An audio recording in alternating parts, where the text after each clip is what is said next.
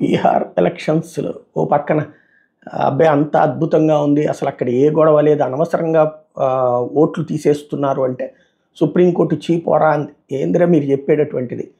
మొత్తం 3 కంప్లైంట్లు వచ్చినా 3 కూడా ఇండివిజువల్ కంప్లైంట్లే. లక్షల మంది ఓట్లు పోతే గొల్లుమనాల, మీరు తప్పించి అక్కడ జనం గొల్లుమంటలేదు, ఎందుకంటే అది ఫ్యాక్ట్గానే ఉంది. మీకు అంతగా తేడా అనిపిస్తే కనుక గ్రౌండ్కి వెళ్ళి చూసి రండిరా అని చెప్పింది. అయినా సిగ్గు లేకుండా ర్యాలీలు చేస్తూనే ఉన్నారు. ఒక అంతర్జాతీయంగా భారతదేశ పరువు తీయడం ఒక ఎత్తు, అలాగే ఆర్జేడీ దగ్గర నుంచి ఎక్కువ సీట్లు సంపాదించుకోవాలన్నటువంటి రాహుల్ గాంధీ ఎత్తుగడ, ఇవన్నీ కలిపి సాగుతున్నాయి.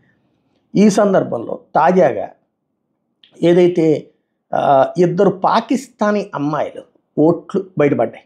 బీహార్లోని బాగల్పూర్లో డిస్ట్రిక్ట్ అడ్మినిస్ట్రేషన్ ఆ విషయాన్ని బయటికి తీసి ఇప్పుడు డిలీట్ చేసిన వాటిలో ఇదిగో వీళ్ళు అన్నటువంటిది లెక్క చెప్పుకొచ్చినటువంటి పరిస్థితి.